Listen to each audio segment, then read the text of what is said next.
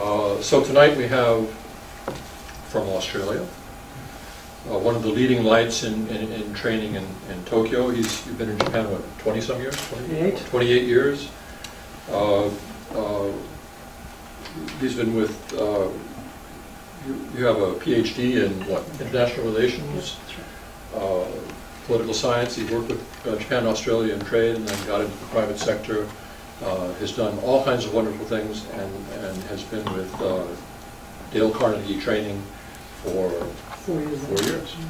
President of Dale Carnegie Training. Very lucky to have him here today. Please welcome Dr. Rick Story. Thank you very much for that introduction. And yes, it is 28 years now that I've been in Japan. I came for 2. So those of you who are new to Japan, be careful. And as Eric mentioned, this is a 3-series sales training exercise. And tonight we begin with rapport. And I've noted here that it's really about determining your initial impression with the buyer. Do you think that we're very quick to judgment today? Yes. How many seconds or minutes do you think we are taking to make a snap judgment about someone today? What do you think? 7. 7? Is that 7 minutes or 7 7 seconds? Yeah. What do you think? Does that sound about right? I think 2. 2 seconds. 2 Wow, seconds. okay. I think 2 seconds. 2 seconds. Yeah, that's right, isn't it? We are very quick to make a snap judgment. Now, are we very slow to unwind that initial judgment, do you think? Yes. Yes. Yeah, we are, aren't we? We're quick to judgment and we're slow to unwind it. So what does that tell us if we're in the sales business? First impressions are everything. First impressions are everything. And now, do we leave first impressions to chance, or do we decide we're going to determine that first impression? Which do you think is a better idea? The latter is the better, the former is the more common. How many salespeople do you think actually do that? Not enough. Not enough. I'm a buyer, by the way, of many services and products. So I'm a very keen observer of how people build a first impression. How do you build a first impression? Just together, in pairs? Discuss that for 1 minute. What do you do? What did you come up with? Shall we hear some of the methods you use? What do you use? Body language. What does that mean? So when you, well, I mean, just appearance in general. Like you don't want to show off that you're a slacker or someone who's not professional, who's who doesn't take care of the. If I see someone who doesn't take care of the clothes that he's wearing, how is he going to take care of me? Oh, okay. Appearance. Yep. What else? What did you come up with over here? Language, Yeah. What does that mean? the way you carry your thoughts on what do you want to achieve. You need to kind of adjust yourself to the situation and what it is that you want to get from this discussion. Like what? Depends on who you're seeing and what is it you want to get from this meeting. If it's I don't know, generalizing, but if it's a banker or a very old-fashioned type occasion rather than a young company or a young client or young someone who's looking to, a different cues and different way of behavior, just adjusting yourself to the scenario. Sort of mirroring. Yeah. How about down here? What did you come up with? Yeah, we also had appearance, and then we spoke about that we'd probably think about what we're going to say. So what's the conversation? How's the conversation going to go? How are we going to approach that? Similar things, appearance, showing up, being prepared for what the topic of conversation is and having an agenda ready prior to getting into the door. And then taking the first 7 seconds to make sure that they know who you are, they know you're confident about what you're talking about, and they know why you're there. And then moving to a situation where you're trying to elicit information from them to draw them into the conversation, draw them into what area you want to speak about, and make sure that they understand you're listening to them and you're there to help them solve the problem. Are people preoccupied today? Yes. Are the people we're meeting preoccupied today? Yes. Yes. Have they probably come out of a series of meetings or had a series of emails or a whole bunch of things going on that's in here? Yes. Are we competing with that? Yes. So how we enter that conversation can be very critical, can't it? Especially when there's a lot of competition going on in their head. We talked about appearance, we talked about how we mirror language, get that initial impression going. We know a lot about the people we're meeting today though, don't we, compared to in the past? Yes. Now, how do we know about It's them? easier to learn. How do we know about them? LinkedIn, Facebook, LinkedIn, anything Facebook. on a web page for their business. Yeah. Bloomberg. How many people searched me before tonight? Okay. I did before you asked, before we asked you to speak to us. See, but normally we can actually get a really good insight into our partner in the meeting that in the past was very, very difficult to do. If you Google me, there's a lot of stuff there. And I'm sure if I Google you, there's probably a lot of stuff there too. Now here's the question though. Do salespeople do that? Do they take the time and do they make the effort to actually check out the company, check out the person, or do they just turn up? What do you think? Turn up. Just turn up. Why do they do that? Because they're also distracted and time challenged and have all of the other things that are pulling them in different directions that the customer they're meeting does. And yet we talked about determining that first impression being such a critical thing, and you gave me 2 seconds, all right, which is a pretty short time frame to get that right. So what it says though is the vast majority of salespeople are not well trained, not very professional. Sorry. Self-absorbed. Self-absorbed, yes. Winging it. Winging it would have to be the classic. Is this a good idea? No. No. But this is what happens, right? So if we want to be successful, it's not like we've got to be a genius. We've only got to do a few things and we will stand above the crowd. Instantly. One thing though I'm suggesting is to start with a sales philosophy. I've put up here an idea. Establish your client's best interests. Kokoro gamai. Now, kokoro gamai is a Japanese term. Is anyone here familiar with kokoro gamai? If you read kanji, you see the kokoro is the spirit. Okay?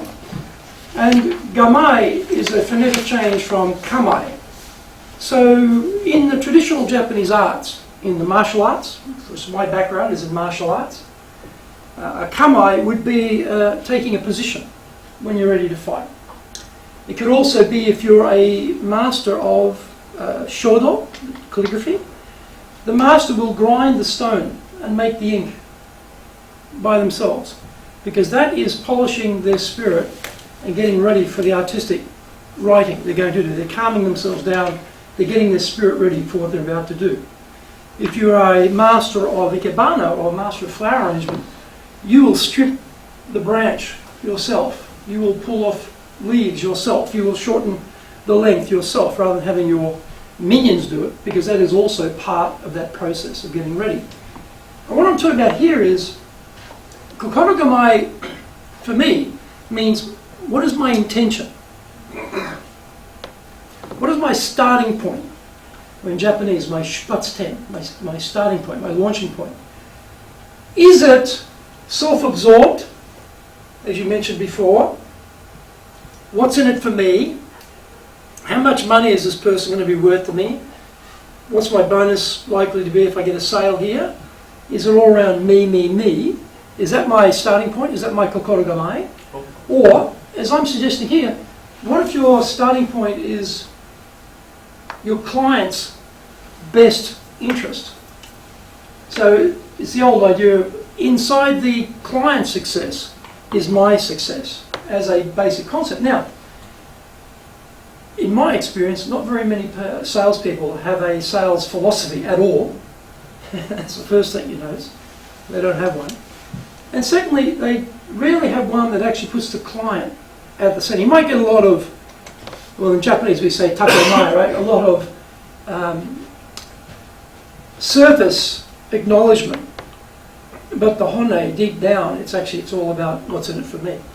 So I think if you're going to be successful in sales and you're going to have a great first impression, a good starting point is to think about your starting point. What's your intention here? What's your mental frame on meeting this person for the first time? Is it all about you, or is it going to be all about them? Depending on your decision, your whole interaction, you said before about the interaction, the vibe in the room and the age and the industry was banking, it's conservative or whatever. Yes, all of that's true, but even more important is your starting point inside you. If you have a very clear idea about what that should be, that will direct, one way or another, that will direct which way you go. So, tonight we're going to try and determine value from a buyer's point of view. Not our point of view, what we think is value, but what the buyer thinks is value. We'll talk about that a little bit later. Make buyers eager to talk with us. Now this is particularly challenging when you're selling to Japanese people, I've found. I don't know if other people have had this experience, but I've found that a very typical Japanese scenario in a sales environment, Japanese or English, it doesn't matter, is I'm the salesperson, I come in, I make my pitch, they listen to the pitch, and then they drill it full of holes. You know, they mentally get out the shotgun, break it open, put in 2 pellets, snap it shut, and then it's open season on me, the salesperson. No questions, no digging, just give me the pitch and then I'll tell you what's wrong with everything you just said. So getting buyers to talk is not, in Japan, such an easy thing. If you turn up and you try to interrogate Japanese buyers, for a start they think there's something wrong here, because they think your job is to talk and their job is to criticise. Who likes that idea? Nobody, right? Who wants to be the talker who's going to get slammed by the buyer? No one likes that. But that's their mental framework. So if that's their starting point, we better have a really good rapport building session first, so we don't go down that track. Because once you go down that track, you're always on the back foot, under assault from the buyer's critique of everything you just said. That's not a position. And you lose control of the whole sales process, which is also a bad scene. And then we're going to talk about establishing immediate, in 2 seconds maybe, credibility. All right, that's where we're going to go with this. Now this is part of a much bigger sales process, and it's very hard to see this in this light on the screen, but You want to try planning. If I do, you won't see me, so I'll work through it though. We have planning, I talked about before. We can find out a lot about companies and people before we meet them. Then we go into rapport building, the first stage, which is what we're going to cover tonight. Then the next stage is interest. What are they interested in? This is where we go into the questioning phase. Now, if we don't get this first pass right, we will not even get into the escalation of what they need stage in the second point of determining what is their interest. The third part then is understanding what they need. We then provide our solution, which matches that, which is over here. And motive here is around, have we really clearly understood them and what they want? We may not have found out some concerns. And you've done this yourself. You've been shopping, and someone very kindly, a salesperson, said, "May I help you? Are you looking for something?" And you've said, what do you say? No, thank you. I'm just looking. No, thank you. I'm just looking, no thank you, I'm just browsing. Why? Why do we do that? We don't want the hard sell. We want to get rid of them, right? We don't want the salesperson giving us the hard sell. Terrific, right? So there might be something in our presentation which has not fully answered a concern, and in the motive part we want to get that out. And then finally, the commitment. I mean, there's a whole bunch of debates around, language, closing. Some people don't like the word closing the sale because it's sort of like ending things. Other people have all these cool words for it. These are semantics. I mean, I'm agnostic about this. I don't particularly care. But you've got to get the end result is a sale. It'll be a commitment to buy. So that's the process, and that is basically where we're going to go on the first 2 sessions. And we're spending quite a bit of time on the first part. And originally, I said, we could have more than 3. If you wanted to take some of these into more depth, we could do that. So we fixed on 3, so we'll try and get through the whole 3. But tonight we're going to fix on the first one, because if we've only got 2 seconds or 7 seconds or a few seconds to get it right, and it takes a lot of effort to unwind it, boy, we better get that first one right, because if I don't like you and trust you, do I really care about your offer? Do I really care about your pricing?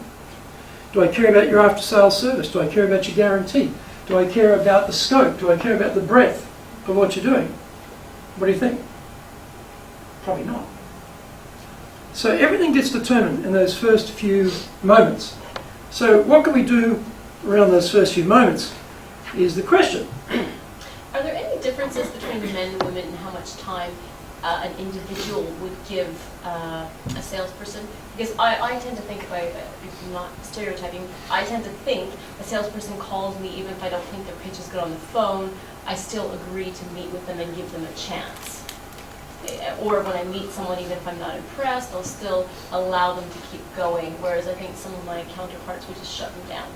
Okay, what do you think? Is that a man-woman thing, or is that a personality individual thing? What do you think? I think it's more of personality. I kind of agree. Like, sometimes maybe some people might not sound so good on the phone, but just sometimes I can tell by the voice that they're putting the effort into it, and maybe give them that second chance. So. Okay. Any other takers on the male-female split here?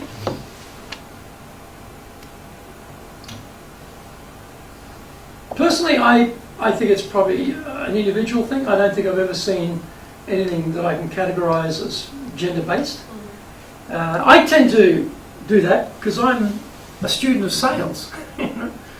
I'm fascinated to see other people selling. I want to see what they got. Come on down. I mean, really, I'm always open. Come on and see me. I want to see if they've got something that's working. I want it. So in that sense, I'm a student of sales. I'm open to it. I'm open to it.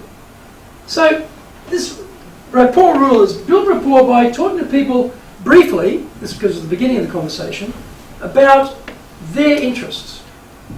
Okay, so a lot of salespeople will turn up and start spruiking about themselves, their company, and their product, and they don't really get involved with the client, trying to understand the client. What we're talking about here is not doing that, but actually trying to understand what the client's interested in as a first point of reference. And we have a number of ways of doing that. We start with some pleasantries, which might be, what do you think? What would be a pleasantry we'd open? We just arrived, we've arrived in the meeting room or the meeting's in the lobby. What would be a typical pleasantry we would use? In Japan, it's the Mishi exchange. Well, even before that. Weather always. Weather. Weather? Yeah. The weather. Even before the weather, what normally, You what have do a we talk beautiful about? office. Sorry? You have a beautiful office. Even before that. The very first, what's probably the very first thing you're going to say? Hello. Sorry? A greeting. Some sort of greeting. Hello. Yeah. And what will we say after that normally? How are you? How are you? What else will we say? How's business? Are you busy? How's business? You busy? Yeah, what else? How's your day? How's your day? Thank you for seeing me. Yeah. Right? We thank them for the time. Thank you for your time. Hello, thank you for seeing me. They're the sort of pleasantries. And as Eric said, then often we go into, did you come far? Have you travelled far to see us? Where's your office? About the weather. Sort of typical Japanese small talk, which is very good because they've got a custom here of not getting straight into it. Try and build up a bit of rapport. You suss you out a little bit, get a sense of who you are before they decide they want to do business with you as a counterpart, which makes a lot of sense. So pleasantries will be very, very short. Then what we're talking about here is 3 methodologies of getting that rapport build through what we say. Okay. The first one are attention getters. Now, I said before, or I asked you before, are we really preoccupied? Are we all super busy? And you say, yes, we are. And that's true. We're all full. The brain is just full, bursting. And we turn up. Now, you've got to cut through. You've got to cut through all of that distraction and get inside their head with your message. So you've got to get their attention. And you need a methodology for getting their attention. That's what we're going to cover in a moment. We're also going to deal with credibility statements. This is building that trust. Why it's worthwhile for them to talk to you and why it's worthwhile for them to do business with you.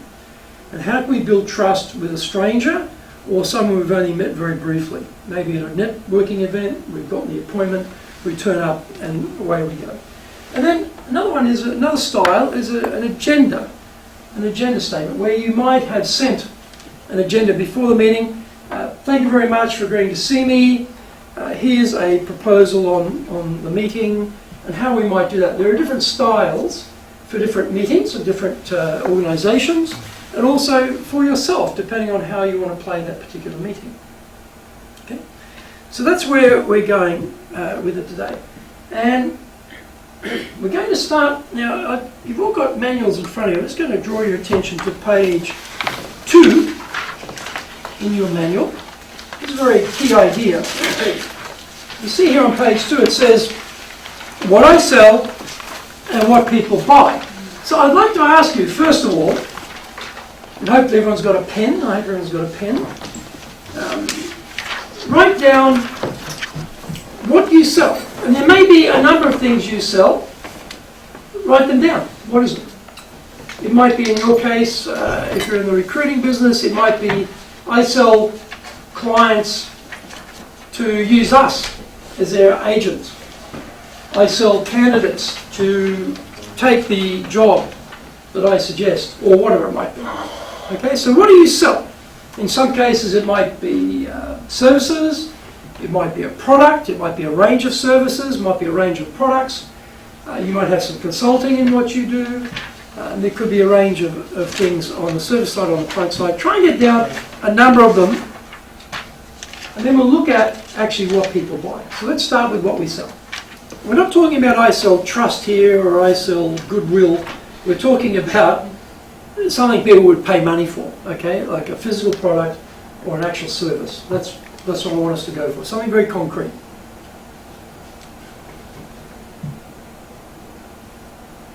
So for example, in my case, I could say I sell leadership training. I sell sales training. I sell presentation skills training. I sell human relation development training. Okay, I sell workshops. I sell seminars around certain topics. There's a whole range of things I could actually nominate. That's the sort of thing we're looking for. Okay, how are we doing? Am I doing too badly? All right, now, how do you take that and flip it around from the client's point of view? What are they buying? So I said, for example, I sell sales training. That's what I sell, sales training. But from the client's point of view, what do you think they're buying? Knowledge. Skills development. Knowledge, skills, what else? Confidence. Confidence, yeah. Improved sales. Yeah. Employee motivation. They're buying increase in revenue through sales. I sell sales training, which is a tool. They don't care about the tool. They're buying sales training so they have increased sales. I'll give you another example. And I'll pick, you see this all the time, say a drill, electric drill. And if you go down to the hardware store and you see the whole range of drills there, and the salesperson will talk about, oh, this is a cordless drill, or it's got a cord, or it's this much weight, or it's so many grams or so many kilos, it's got this many speeds, or one speed, or it's this color or that color, or it's got interchangeable heads, or it can do this or that, it can reverse, it can go forward only. All of that stuff is what they sell. But what do I buy? A whole. Yes, exactly. I'm buying a hole. I don't care about the drill. I've got a need for a hole somewhere. It might be a hole in metal. It might be a hole in brick. or concrete, or wood, or any other surface you can think of. And therefore, the actual drill type may vary according on that need. But I'm not buying the drill. The drill is a tool. So, taking this idea of I sell sales training, but clients buy increase in sales by their sales team. You know, I sell drills, but actually the client's buying the whole. Think about what you're selling and look at it from the client's point of view. What are they buying?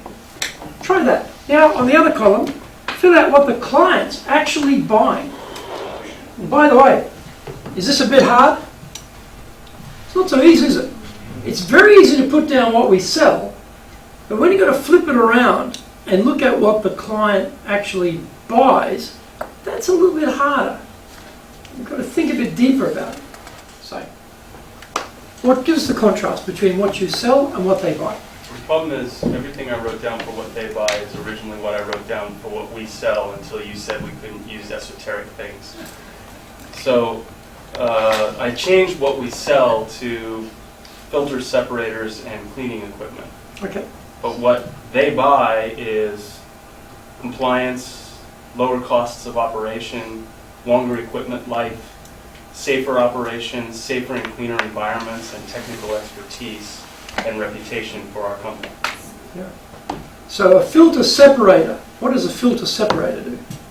Well, that depends upon what type of filter separator, but a filter separator generally removes particulate matter from a liquid fluid stream and then separates two different types of fluids or more than two different types of fluids. So oil and water would be a good combination.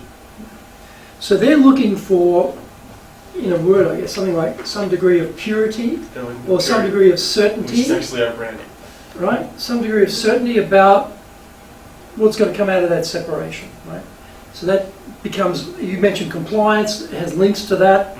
So if you're not getting, say there are things getting into a particular a food product, for example, the filters are not cleaning it out, you've got an immediate problem.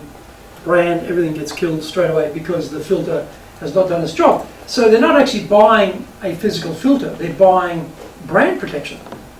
They're buying compliance, they're buying regulatory safety from the regulator type of thing. It just goes a bit deeper than that. Okay, let me try it here. What do you got here?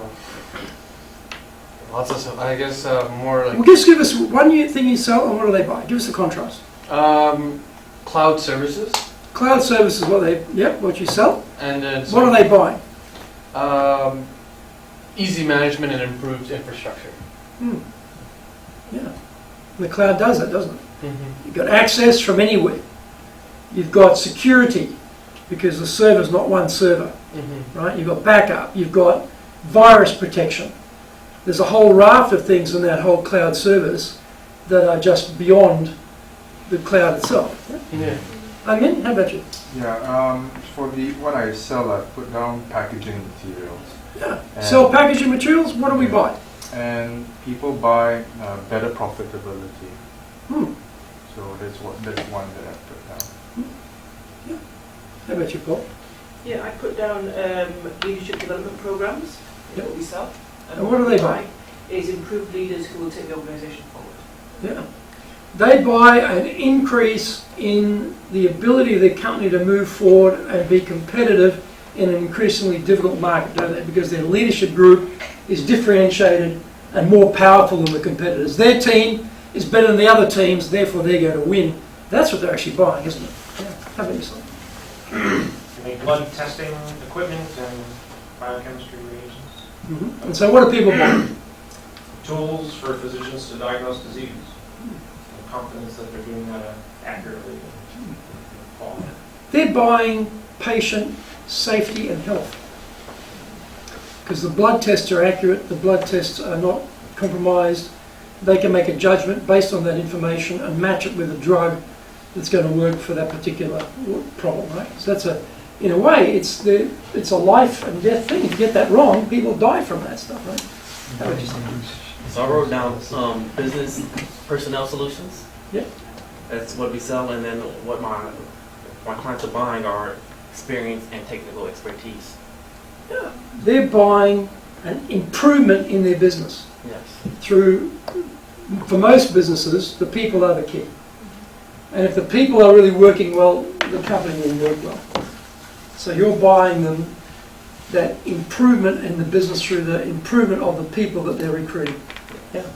That makes it a bit tough for you two guys, doesn't it? Just clean the whole team right out, right there. She's trained you well. There you go. She's trained you well. Okay.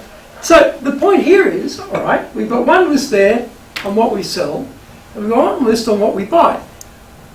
Question: which list should we be using, and which set of words and language should we be using when we meet the client? What they buy. Now, what do most salespeople talk about? What What we they sell. sell. Exactly. They talk about, it's the features. Oh, this is so many milligrams or mils or whatever. It's got a certain weight. It's got a screw cap. It's plastic. You can drop it. It's all about the feature. And then sometimes some salespeople maybe even talk about the benefit, but they rarely talk about the application of the benefit, right, or the evidence. Then they get to that stage. So we go back to that first initial meeting I spoke about with the client. They're a stranger to you, you're a stranger to them. They're distracted. You're trying to get into their head with some new information about what you do. So we have some pleasantries, and then we try to get into opening up the conversation. So we've got to have in our mind, before we even start that, what are some topics that are going to be stimulating for that client? Now, interestingly enough, we have another section here where we try and do that a little bit scientifically. And this is actually on page 3 of your manuals. And this is what we call the client interview. So you asked your client, existing client, not the new client. Before you go and see the new client, spend a bit of time with a couple of existing clients you've been working for over some period of time. They know you. And you ask them, what did you like about our service or product? Welcome. Sorry, Greg. Come on in. How did you apply it? How were the results? What was the return on investment from doing all of that? What we're looking for here are, what do you think? Why would we do that? Ways in, yeah. But specifically, what are we trying to find here? Touch points with your customer that are important to their bottom line. Yeah. If we are dealing with a client in the same industry, or a client who's potentially going to have a similar need, and an existing client feeds us the things they like, they might even feed back some things they don't like. That's possible too, right? Would that be valuable? Absolutely. Yeah. Yeah, exactly. And then how they applied it, would that be useful? Yes. Yeah. Because if you had this experience that you've actually sold something, imagining they're going to apply it this way, and yet they took it beyond that, Yeah. and you go, you ever thought of that? Why didn't I think of that? Isn't that interesting? Who would have guessed? Okay. Would it be useful to know there are other applications beyond what you thought were possible? How are the results? Would that be useful to reference to a new client? Yes. Yeah. If they said something really irritating like, well, who else has done this and what happened? Would it be useful to have an answer? Absolutely. Well, how would you have an answer? You probably need to have that discussion at some point. And then, what's the return on investment? That's also very critical, right? So, what we're talking about here, and we're not going to go through this process now. This is something more homework for you.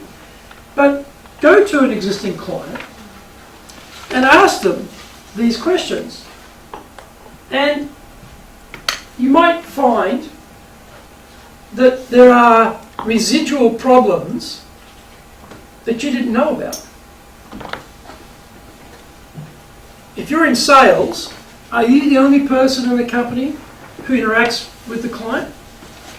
You might have a whole delivery arm that actually supplies the service.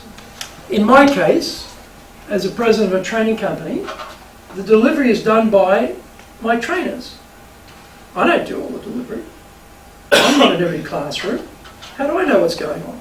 The trainers do the delivery. If there was a problem, do you think I'd want to know about that? Absolutely. But sometimes the client may not bother to tell me. Doesn't mean you have to interview every client, but it'd be useful to find out if there were any problems, because you could probably fix them on the spot. Or promise to do something about it. If they're really happy, they might become a testimonial for you for other clients. You really liked our service, I'm really pleased to hear that. Sometimes I meet new clients and they'd really like to talk to someone to get a bit of a reference, you know, an independent view. Would you mind if sometimes if that came up, wouldn't happen very often, because not that many people ask, if I just gave them your number, you could talk to them? Yeah! If they're happy, I think they're going to say yeah, aren't they? They're probably going to go, yeah, I'll do that for you. If they're happy with your service. Right? Get a referral, same idea, right? Ask for more business. Would that be a bad idea? Now, you're interviewing the client, setting yourself up for the new client, but it wouldn't be a bad thing if they're, while you're there, to say, you know, now that you've got all this new business, is there anything else you need? And often there is. And often they're too busy to ask us because they're too busy dealing with all this new business they've just generated. They know they've got to do something, but they're up to here, no time, and I'll get to that. But you turn up very helpfully, and you go, well, you know, I can maybe help you with this. Oh yeah, that's right, good. Can we get on to that? Great. And then just thank them. Thank you for the insight. It becomes very powerful. So we're not going to go through this now, but it is a very good idea. Now here's a question. How many salespeople do you think ever bother to go back to an existing client and ask anything like this? Less than 1%. Sorry? Less than 1%. Less than 1%, exactly, exactly. Why? Because they're not trained. They're not properly led.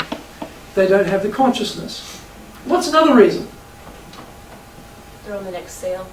They're on the next sale? What else? Afraid of bad news? Sorry? Afraid of bad news? Yes. Yes.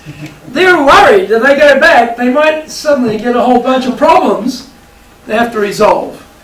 You know? Is it an emotional business, sales? Yes. Yeah. Is it a nightmare roller coaster at times? Yes. Yes, it is. And naturally, as salespeople, we try to protect ourselves from the dull thud of the door closing on our foot or in our face, right, as we're being rejected. So the less bad news we have, thank you very much, the more we like it. So it takes a certain amount of, you know, guts and confidence to go back in there and ask these questions. But if you're a professional, you take the lumps and you go back in there and you find out, because you know there's probably some things happening here that I can use for my next sale, and there's a problem with this client, I better fix it, because whose brand's getting killed in the market? Whose brand, do you think? Theirs. Which one? Their company or their own? The company. They're both, I guess. Both, yeah. The company brand's getting murdered and their personal brand's getting murdered. Now, we said before, within I think 2 seconds, we're making assumptions about people. Well, you know, we are quick to judgment. So if we see someone who looks very competent, we assume the other 10,000 people working for that company are also competent, don't we? If we see someone who looks very lacking in competence, we assume that everybody in that whole organisation is a dud, don't we? Right? We're quick to judgment, not about just the person, the whole thing. So this initial impression or dealing with problems, if you've already got an existing client, is a pretty good thing to do, because it could be killing your company brand, it could be killing your personal brand. And in sales, is our personal brand fairly critical? Absolutely. Yeah, that's right. So we've got to work on that. So we're not going to go through that, but I just leave that there as a template for you to think about what you can do. So we're going to move on to this acronym here. Easy to remember. cares. Can you remember cares? And the C stands for, and it should come up here, compliment. Now, I think you mentioned before about you've got a beautiful office or something like that in the beginning, right? Yeah. What's the danger of saying something like that? What's the danger of complimenting them on their office? They didn't decorate it, they don't like it, they just moved into it. There's any number of reasons that they have a disconnect with their office that What else is a be problem? associated with. Yeah, there are definitely problems. What else is a problem? Maybe sounds like a kiss ass. Hmm? Sounds like you're just kissing their ass. That's a problem too. Sounds like they have a lot of money. They decorated their office, it looks Yep. very nice. Yep. Oh, you guys have a lot of money. Yeah. You frivolously spent it on this ridiculously gorgeous office. You should give us some of that, right? What else is another problem? Do they get visited by many salespeople, do you think? We probably get the same compliment Yeah. over and over again. Exactly. You turn up, and there's a company here, as a client of ours, they just moved office recently, and I went to see them, and it's beautiful. It's a beautiful office, and it's got this wonderful moss wall feature. That's one of them. It's not the only one, but that's one of them. Now, you can imagine if you're the salesperson turning up, and you say to the host, "Wow! Look at that moss wall!" You know, how many times do you think they've heard that? Every single time. So you're just another schmuck salesperson turning up with the same line everyone else has got. So when we talk about compliment, what would be a better idea with a compliment, do you think? What would be a smarter idea with a compliment? Probably try to make it personal. Like I wouldn't compliment on the office. Like you always say, oh, that's a beautiful tie. I love that tie. Yeah. Yeah. What else? Could be, I really like the professional way your secretary set up this appointment or something. Yeah. What else? I guess going to the secretary, that you can compliment on the good looks of your secretary. I don't think so.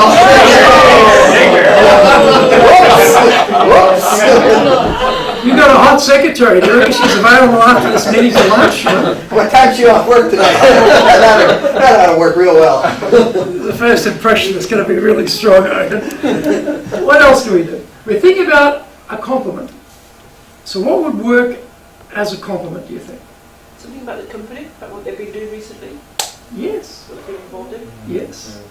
Something that other salespeople are unlikely to say. Something unique. For example, in the case of the moss wall or the beautiful new office, you could say something like, "This is a beautiful arrangement here. I'm sure this has had a big improvement on morale, or a big improvement on people's feelings about working here. Has that been the case?" So you're tying the compliment to something that's relevant beyond just what a great moss wall you've got. Okay. Get to the next level. So yes, you should look for an opportunity to pay a compliment, but not the obvious compliment.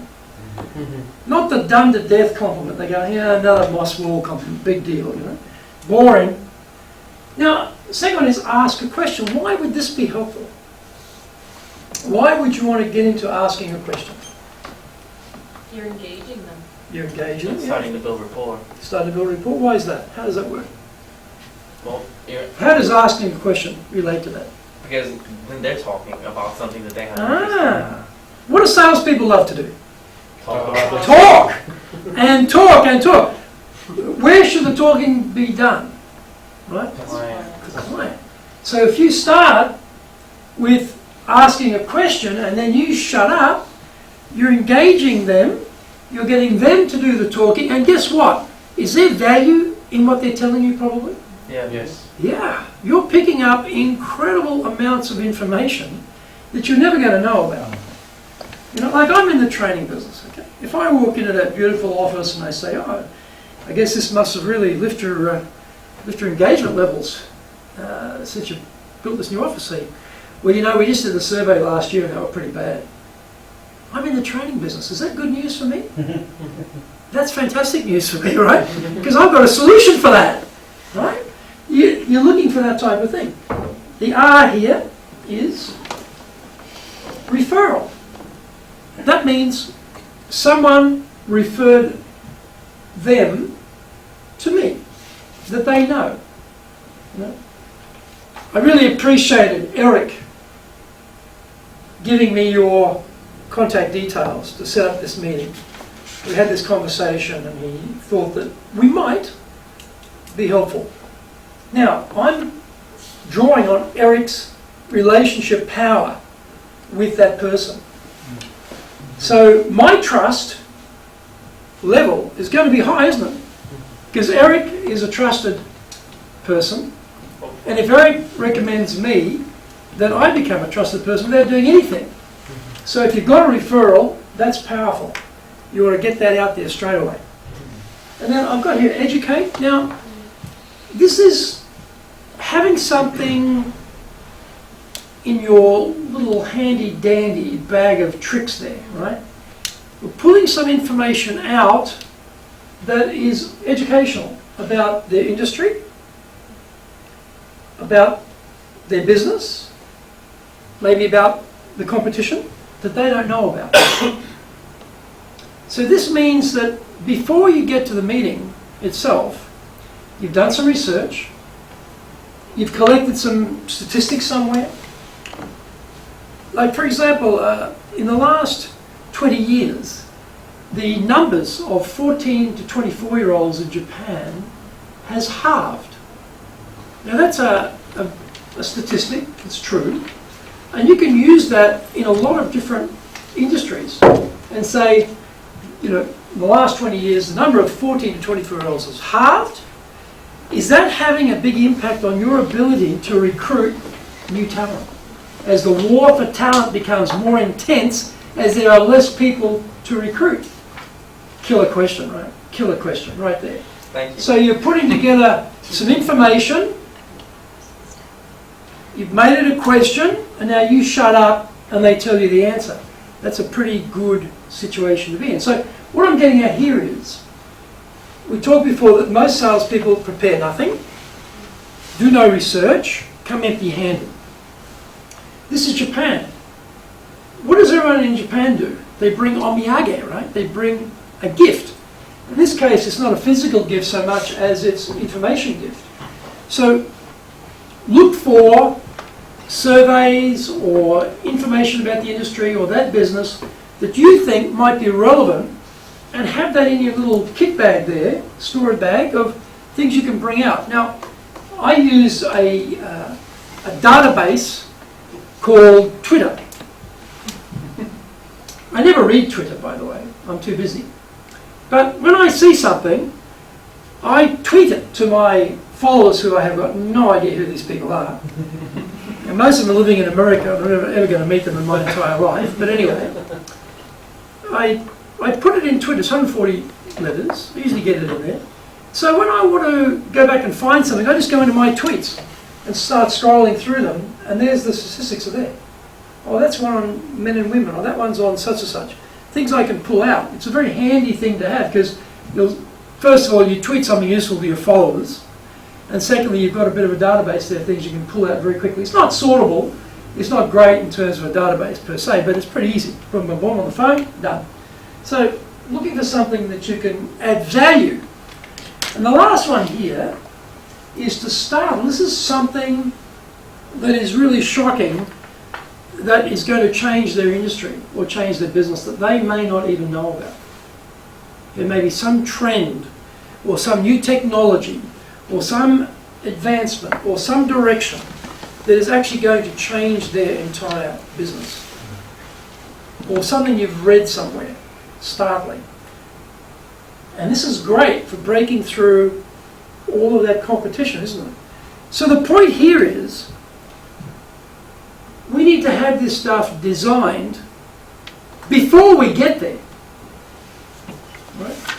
So it doesn't matter they've got a beautiful office with a moss wall or they don't have a beautiful office with a moss wall. You've already got a complement to work on. You've thought about something that you can then use.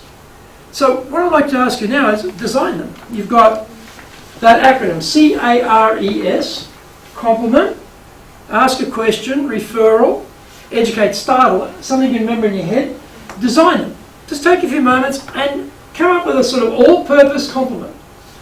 Come up with an all-purpose question. Referral, think of someone that it could be a referral for you. Try and, this might be hard, right? To come up with something that would educate someone about their industry. This might be even harder. That's okay. Because that tells you something, doesn't it? It says you are not geared up for building in the first 2 seconds rapport with this person through getting their attention. And this is a good chance to think about that and have a go. Have a go, see how you play it out. Let's get some things down.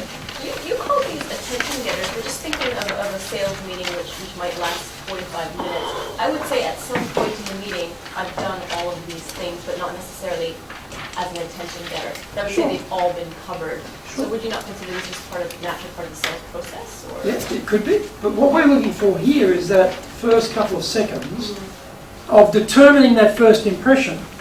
So if I come into your office and I say, I love your blonde hair. I'd be so happy. Oh, I love it. My wife needs the name of your hairdresser. I just love the way they've done that. You might go, who is this schmarmy sales guy here? Doing the blonde hair thing with me. Once he's not even wearing a wedding ring. What's he talking about? He's got his wife. You might be very doubtful about that, right? You might be doubtful about that. What you're looking for here is something that's going to be very viable in any situation to break their attention. Once you've got their attention, all that other stuff comes out later. This is those first few stages to set it up, to get to uncovering what they need. In our second session in the series, we're going into that part about how to dig out what they actually want and what they need.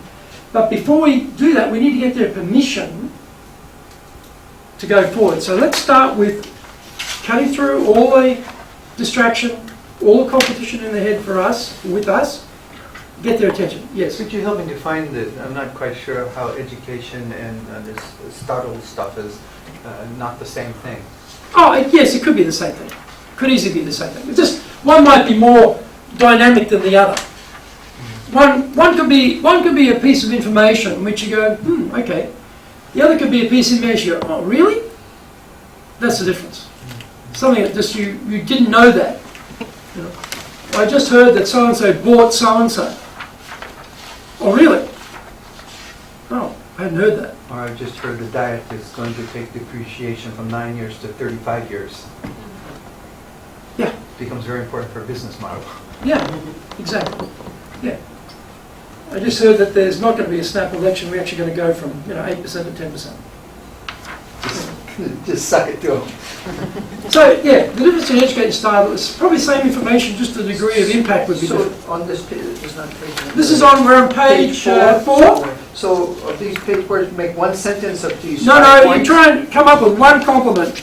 Come up with one question. Yeah. Okay. This is an exercise for yourself to realize that you need to plan. You need to have this stuff ready before you even get to the meeting. And here's a framework to do that. So you've actually, you may or may not write it down, but your brain is going, okay, I'm going to have this compliment ready when I get there. And you get there and it may not work, but your brain is already tuned up for a compliment. Well, I'm going to ask this question. That question will probably work any location, any situation, because it's an all-weather, all-purpose question type of thing. Something that travels easily. I mean, in my business, training business, we A to Z of companies and industries, There's no commonality across them. So I've got to have something that's really all-purpose.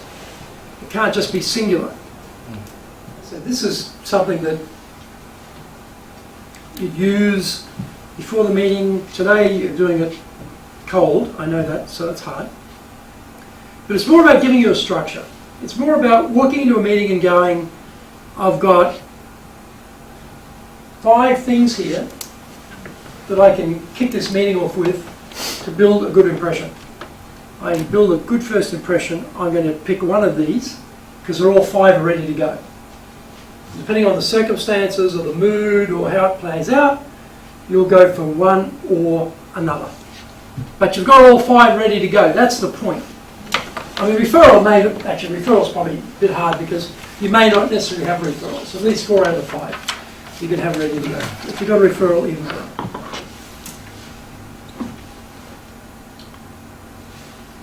And a referral could even be something a little bit abstract. It could be, without mentioning the name of the competitor, I've actually been working with one of your competitors, and they told me that recently the regulations have changed and they've made this particular aspect of their business very, very difficult. How's that going for you? You know, so it's a sort of referral. And in a way, if you're working for their competitor, it says that you've got something of value in their industry. And it says that you know something about their business. Not necessarily their company, but about their business. So, again, that's a little bit, it's a subtle thing. It's a subtle thing, but you can still use it, even if you don't actually have a real referral from an actual person. And they might ask you, well, who is it? You say, oh, I'm sorry, I can't divulge that because of privacy rules. But they'll soon know whether you're making it up or not. And never make it up, because you'll always get caught out. First rule there. How are we going? We get through that? Did anyone have any good educator or startle examples? Yeah, please. Well, this is some kind of information that I got, like Japanese banks won't give loans to NEC, and their stocks are incredibly low. So something big is going to happen to them. Okay.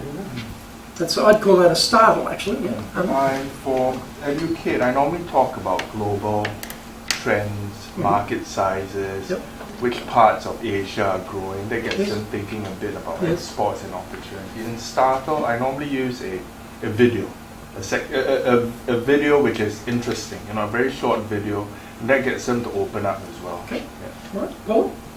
Yeah, I'm not sure if it's educate or startle, I've got one for each, but did you know leaders with below average levels of emotional intelligence lose 4 times more employees annually? That could be either, couldn't it? Depending on how they react to it. Yeah, nice. Anybody else have any educator startles yet? Japan ranks 39th out of 45 countries globally on TOEIC scores, and fewer people are traveling overseas to English-speaking countries. Yeah. Then you can draw an implication from that. Any others? All good. Yes. 70% of the damage caused to your equipment is caused by material degrading, and 20% of that is corrosion, but 50% of it is caused by contaminants in the fluids that are flowing through it. Right. Yeah, which is perfect for your business. I can stop that. In the last month, due to the extreme low cost of energy in the United States, high energy consumer manufacturers like chemicals and pharmaceuticals are moving in the United States. I can name 3 countries that are not yet disclosed, but they will be disclosing within the next 60 days that they're moving to the United States. Wow. Okay. Great. So my point is, this is a framework for you. And you can remember CARES, right? It's simple. C-A-R-E-S, CARES. Have something in your mind to break through their distraction in those first few seconds. Because this is after the pleasantries, right? Thank you very much for seeing me. Boom, straight into one of these. That's the next thing out of your mouth. Right, so you're setting the mood. Now we're going to go on to credibility statement. This is very, very, very, very handy. Greg, I wanted to ask you one thing before you move on. Yep. I have a question that I usually ask to customers, and I wanted to know what people in the room think about this question. And it's my question for them. What keeps you awake at night? That's kind of one of my go-to questions. Like, what is their real pain point? What's their real worry? Would you ask that question in the first few seconds of the meeting? I don't know. Probably not. Probably not in the first few seconds, but I'd probably build to it. Yeah. And I think I'll just short circuit this a little bit. Yeah, I think you need to ask that question, but I don't necessarily know that that's probably an attention getter at the various seconds of the meeting, because we talked before that I gave the example of Japanese clients before you, and Japanese clients often don't think their job is to answer your questions.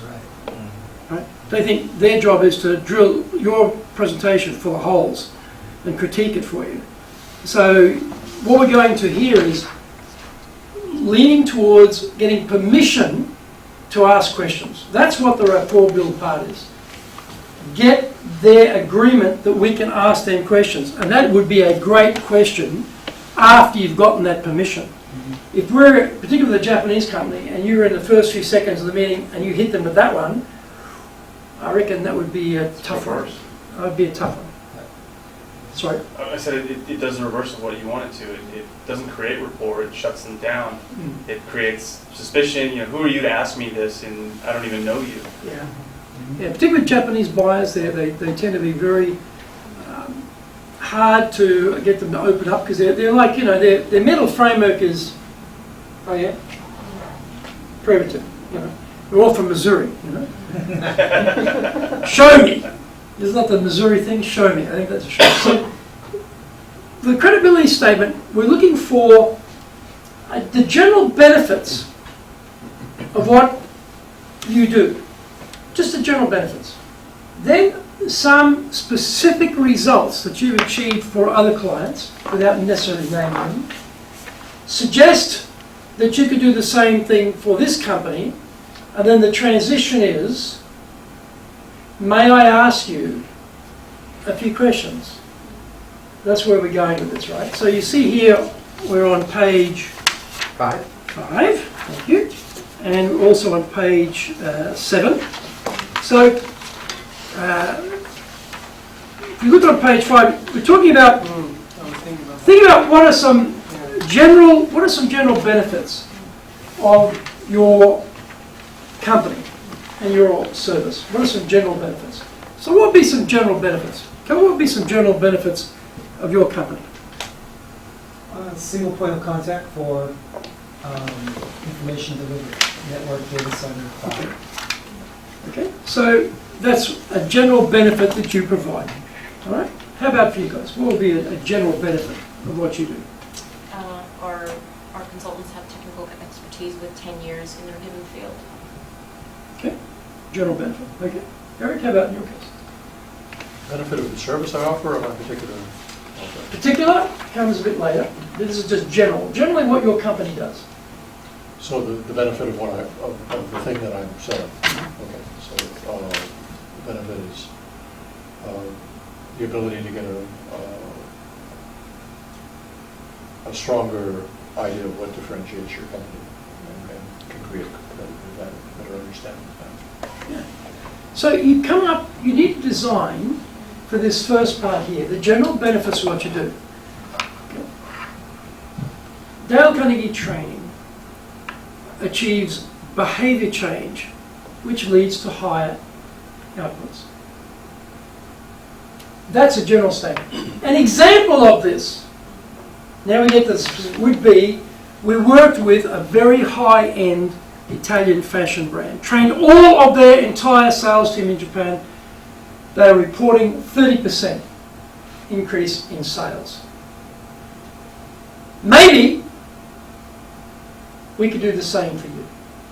In order to help me understand that, may I ask you a few questions? You see how that works?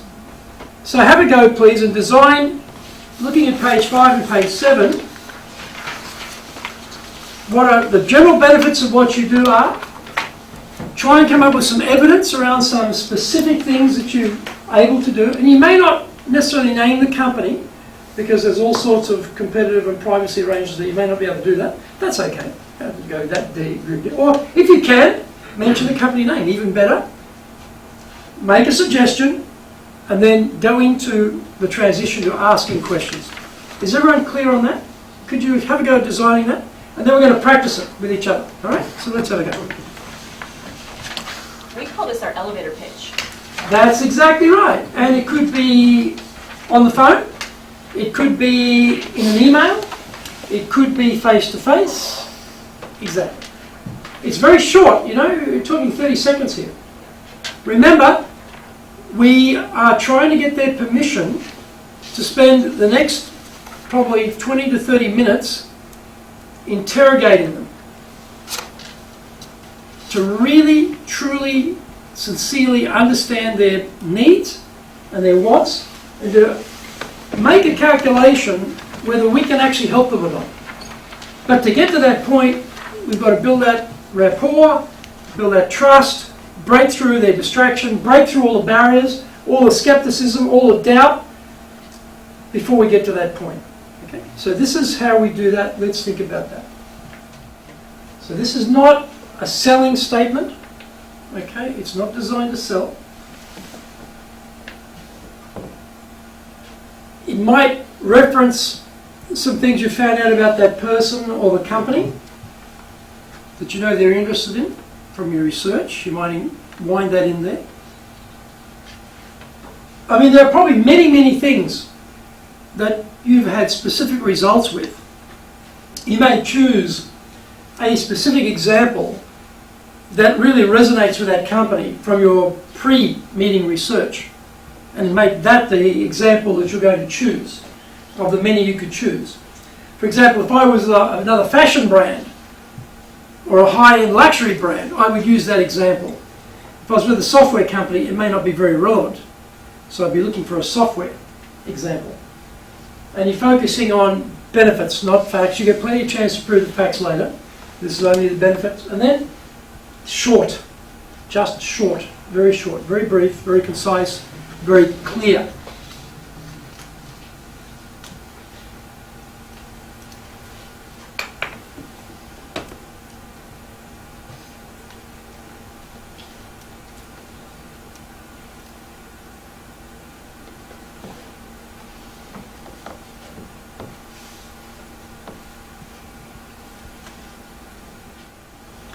And as Linus mentioned, this could be, it could be your elevator pitch, it could be in your marketing, in your prospecting on the phone, trying to get meetings, set up the appointment. Could be the elevator pitch at a networking event. It's that type of, your classic, oh, what does your company do? Oh, we make air filters, or we make filters, You'd probably say something more exciting than that, right? This is what that more exciting thing would be, actually. So you're working on a general statement, a specific result, we said before, make the suggestion, transition.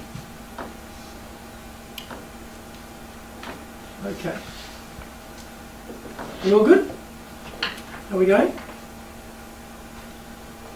Do we have a volunteer to give us an example of something you've come up with?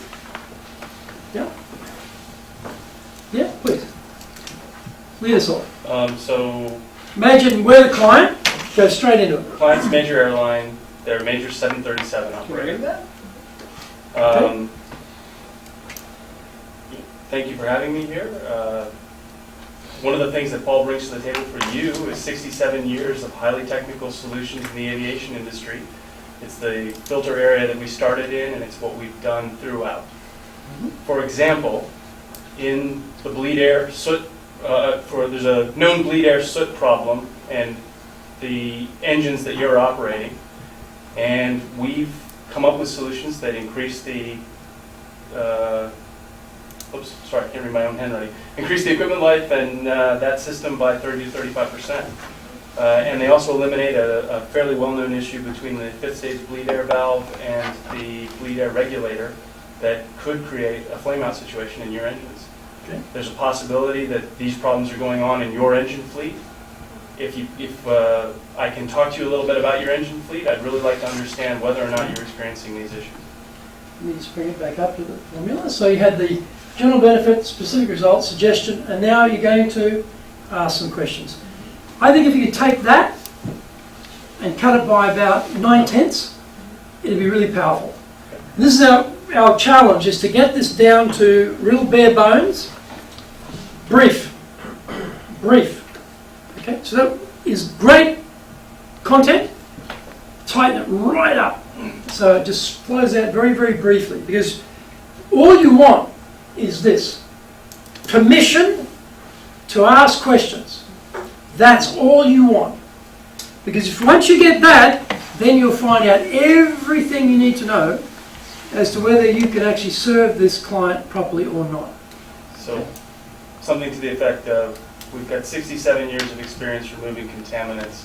Your competitors have seen 30 to 35% improvement with our products on their aircraft. I'd like to explore the possibility with you of your aircraft improving by this much.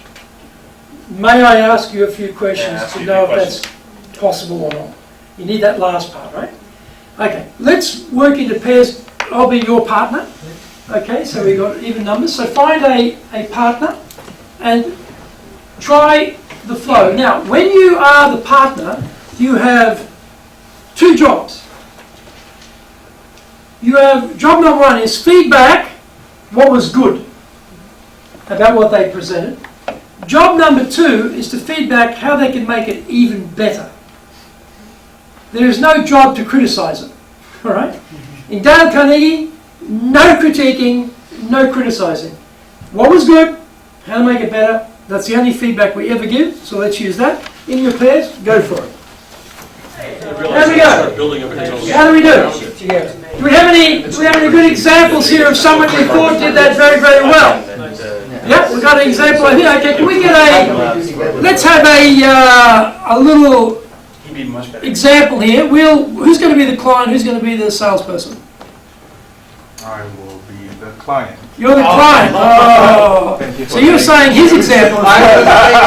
So you're the client, he's the sales guy. I mean, give us an example of how you did that. Let's hear it. Let's hear it. Let's go. Thank you for volunteering. That's fine. She was very helpful, right? Straight on to it. Very good.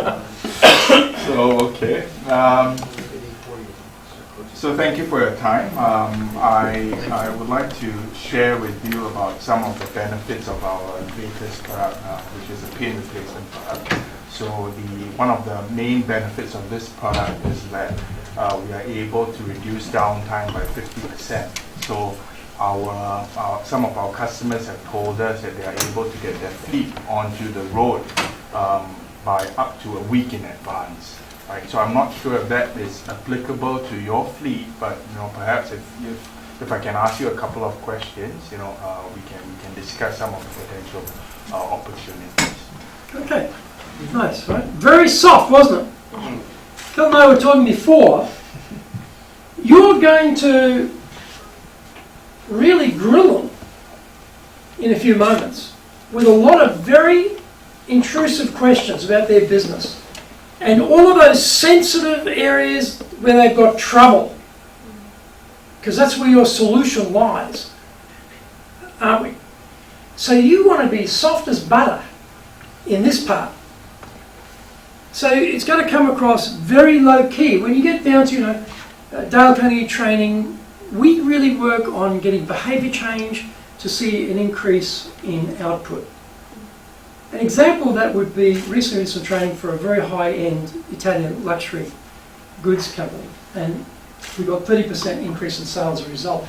Maybe the hesitancy, you hear it? Maybe we can do the same for you. Would you mind if I asked a few questions? You're going to ask a hell of a lot of questions, but you just say, would you mind if I asked a few questions? So it's very low impact, soft sell, understated.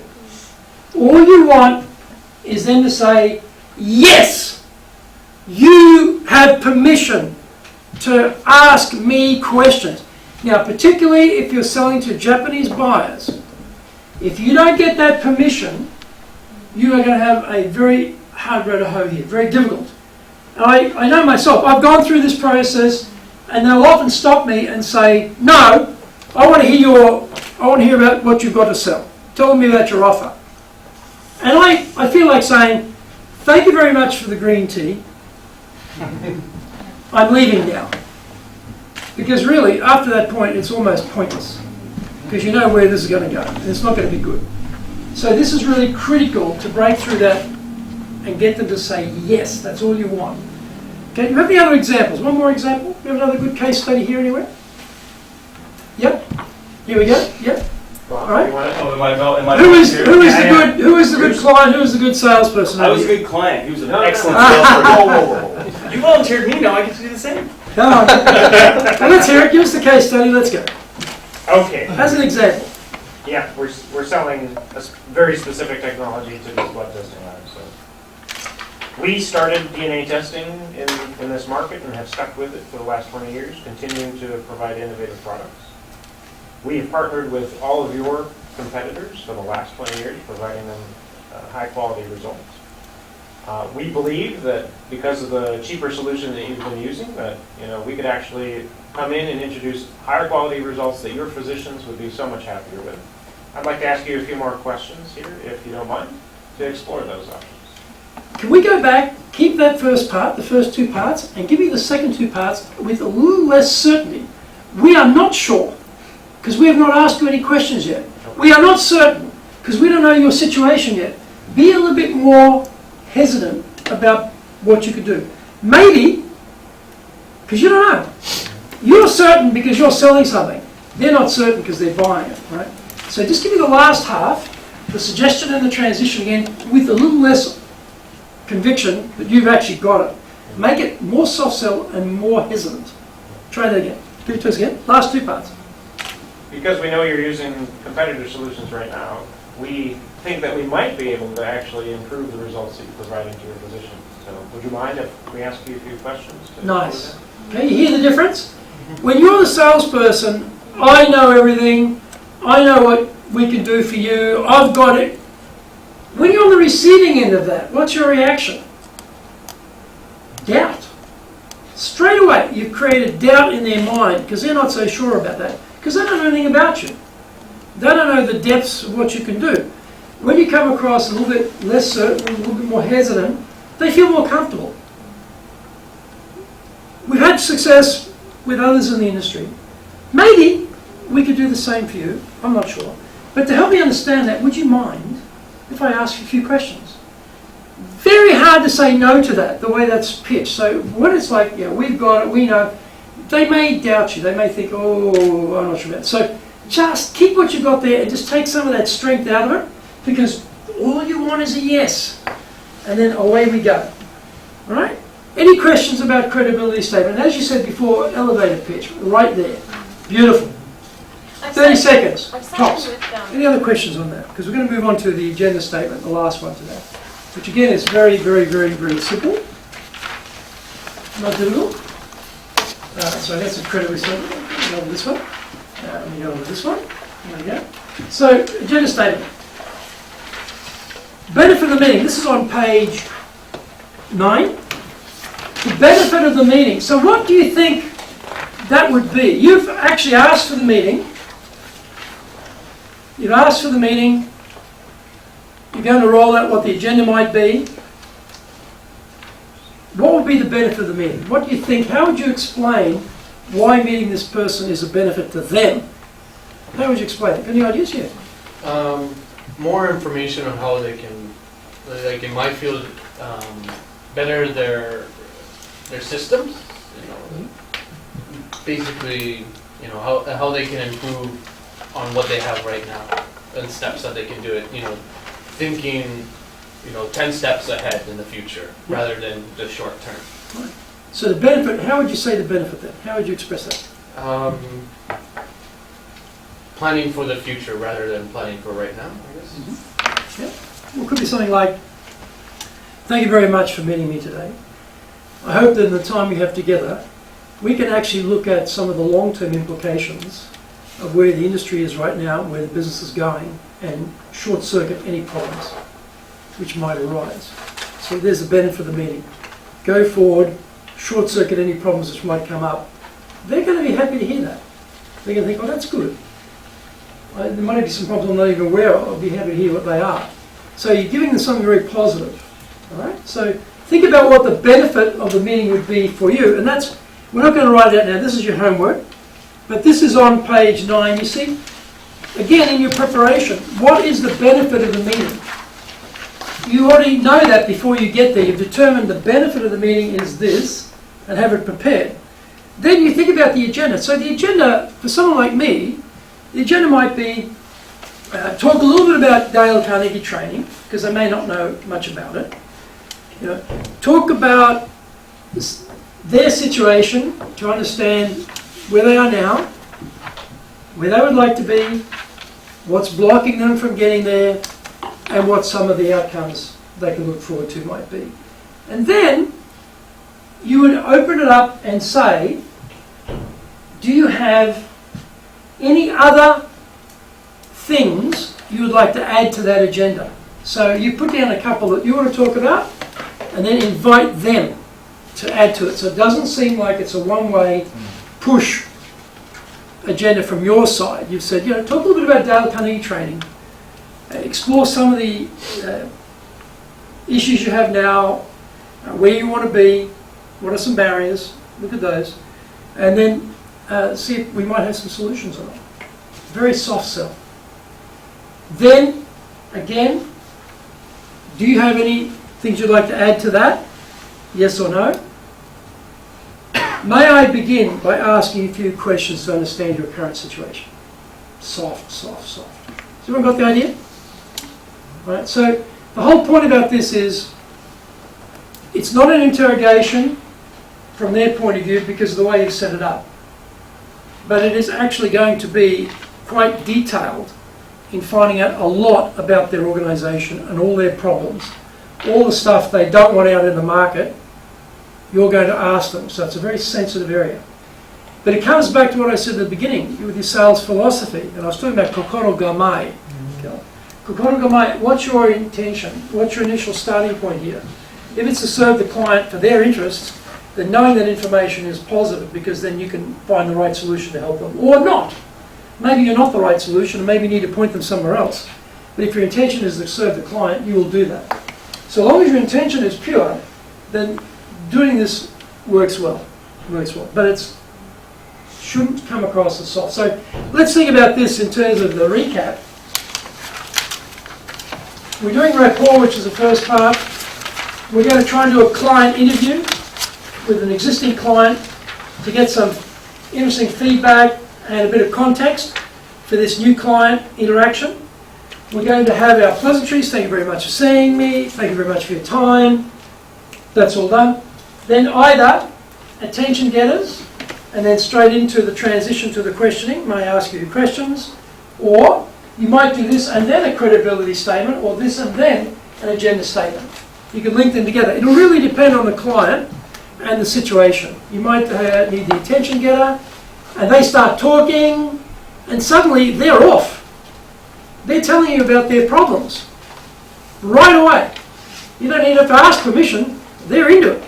Great. That happens a lot. Clients will, you're thinking, oh, what's your current situation? Then what are your problems? They go straight in, here are our problems. These are the issues I'm facing. Fantastic. Thank you very much. Wonderful. But if they don't, then get the breakthrough, the clutter, get their attention with the attention getter, have your credibility statement or your agenda statement ready to go. Soft sell. Ask permission to ask questions. Do you have any questions about anything we've covered tonight? Yes? Just kind of looking around the room. There are three of us in here who sell a physical something. Yep. And if I caught everyone else correctly, everybody else is pretty much selling a service. Yep. Do you find that there is any significant difference in this model for those two different selling situations? What do you think? Those of you who are in hard product, physical product, and those who are in services, do you think there's anything in this framework that is going to affect either of those? I think it's the same because I might sell a service, or we might sell a service, but I'm also the decision maker for buying the products that my company uses. And when I go through a meeting and someone's pitching me or trying to sell me something, they miss a lot of these things, and I have to ask questions. So you're doing all the work. Yeah, I think it's the same process.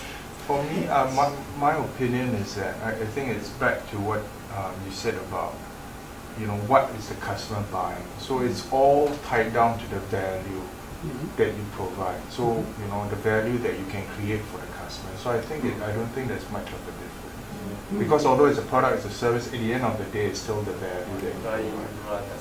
That's a very good thing. So that's my opinion. Yeah, I agree with that. This is a framework, and you notice in here, you'll notice how, if you ever look at a Dale Carnegie manual, it's like a Zen garden. You know, it's not like a tropical rainforest with lots of text and lots of stuff in there. It's a Zen garden. It's got, you know, fill out your compliment, fill out your referral, fill out whatever it is, you know. Design your whatever. For the very reason that it's a framework. And everyone's business and everyone's industry is different. So we try and get a broad framework that becomes rich by your input into your reality. So if it's a hard product, that's your reality, you'll fill it out a certain way. If it's a service, you'll fill it out a different way. And that allows you to be real with the situation and the client, but also reflect the difference between what you're doing and someone else is doing, but use the same framework. And you'll find that when we get to the next stage, where we're starting the questioning, it's the same thing. You'll find the framework is there, but it's not biased towards any industry or any particular hard or soft product. Do you have any other questions? Yeah, Greg, yes. sorry. Yes, sorry, go. Go ahead, please. Yeah, I just wondered if you could take us to the stage before you've got the meeting, because the challenge I have is actually getting that first meeting, and often it's almost like the email equivalent of, you know, cold calling. I've got a contact on LinkedIn, a contact to the contact to the contact, so I suddenly have to send an email to somebody who I've never met before, knows nothing about me, and I find that quite challenging. I just wondered if you've got any thoughts on that. Yeah, what do you think? What of the things we've done tonight, what could Paula use in that situation? What would be very successful for her in that cold call situation? Referrals as well? What else? Attention getters. You know, Attention getters might work, yeah. What else? Genuine. Yeah. Credibility statement would be good. You're explaining who you are. You know, we're a leadership specialty training company. That's your general benefit, right? We've had a lot of success with clients getting their next generation leaders set up for growing the company. Maybe we could do the same for you, I'm not sure, but would you mind if we could get together for maybe 30 minutes and explore that possibility? Would you be available next Wednesday, or would Friday suit you better? The choice. Alternative choice, right? That is a credibility statement where the transition is different. The transition is not, can I ask you a whole bunch of questions? The transition is, can I meet you on Wednesday or Friday? Alternative choice. Because you can't sell over the phone very easily unless it's designed for that. Particularly in the business we're in, very hard. So you don't want to sell over the phone, you want to sell in person. But the credibility statement will give you that very briefly. This is what we do. This is what we've done for other people. May we do the same for you? To understand that, I'd like to meet with you. Would you be available on this day or this day? Very tight. If you want to sell on the phone, prepare for trouble. It'll be hard. Yeah. I would never recommend, unless it's a product that's really designed for being sold over the phone, I would never recommend it. I would always say sell the appointment. Sell the date, day, time. That's it. And nothing else. And then when you get face to face, you run through this. Would you advise your Japanese customers the same advice in terms of selling on the phone or getting the meeting on the phone? Would that be the same script, or would it change a little bit for Japanese? We teach this in English, we teach it in Japanese, it's exactly the same. When we come back and do this session in Japanese on the 27th, I think it is, it'll be identical to this in terms of content, you know, because these are frameworks. Yeah. I'm curious to, you know, there are no Japanese in this room, but I'm curious to see what the reaction is from the Japanese clients. I'm curious to know, because from my own experience, I've got, I mean, it's not just training, but a lot of other things. You know, this will never work in Japan. You know, it works in America, it works somewhere else, it will never work in Japan. I've always taught this to my Japanese staff for like the last 6 years. I teach the exact same processes, we just call it something different. My Japanese staff follow it no problems, never had issues. It works in Japanese and in English. What you say is different, and the language you use is different. The process works in either language. And we find the same thing.